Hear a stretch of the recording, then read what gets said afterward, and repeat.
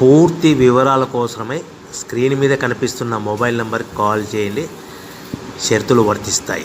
So మీరు చూస్తున్న ఈ machine semi automatic hydraulic full sheet joint sheet buffet plate making machine.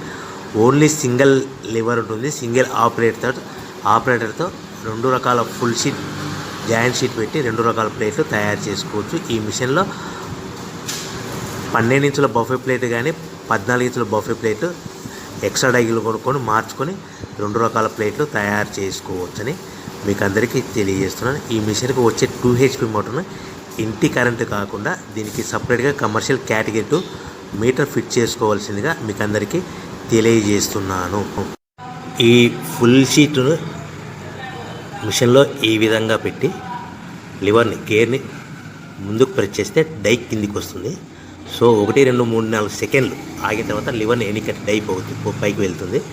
ఈ విధంగా ఫుల్ షీట్ పెడితే జాయింట్ షీట్ పెడితే 2 రకాల ప్లేట్లు ఈ విధంగా తయారవుతాయి.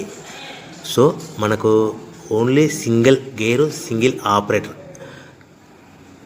మనం ఈ విధంగా షీట్ పెట్టి గేర్ని మళ్ళీ ముందుకు ప్రెస్ చేస్తే డై కిందికి వస్తుంది.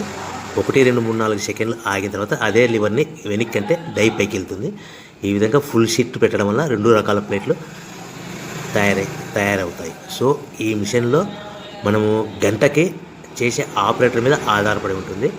గంటకి 500 ప్లేట్ల నుంచి 1000 ప్లేట్ల వరకు తయారు చేసుకోవచ్చు.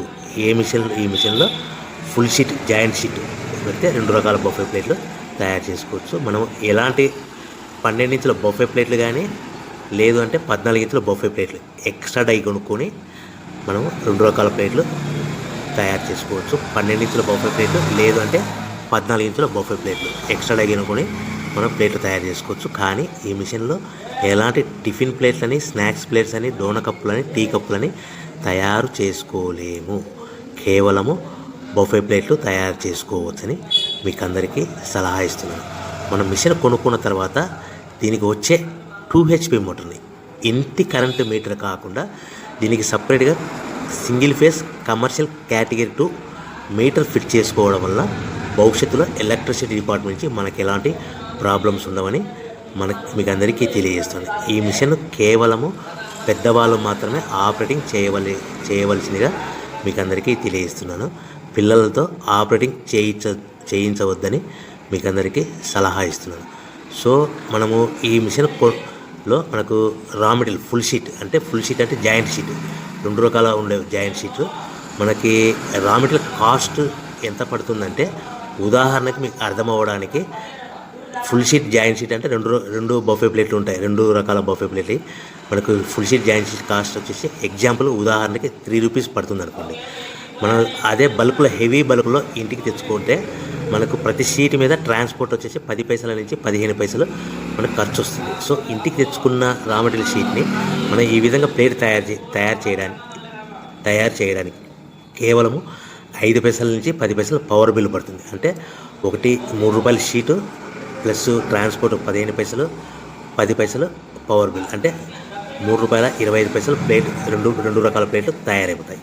సో మనం దాని మీద మార్జిన్ ఒక్కొక్క ప్లేట్ మీద 10 పైసల నుంచి 25 పైసలు మార్జిన్ పెట్టుకొని అమ్ముకోవాల్సిందిగా మీకు అందరికీ తెలియజేస్తున్నాను. సో ప్రతి ప్లేట్ మీద ఖర్చులని పోను 10 పైసల నుంచి 25 పైసలు ఒక్కొక్క ప్లేట్ మీద మనకు 10 పైసల నుంచి 25 పైసలు లాభాలు ఉంటాయని మీకు అందరికీ తెలియజేస్తున్నాను.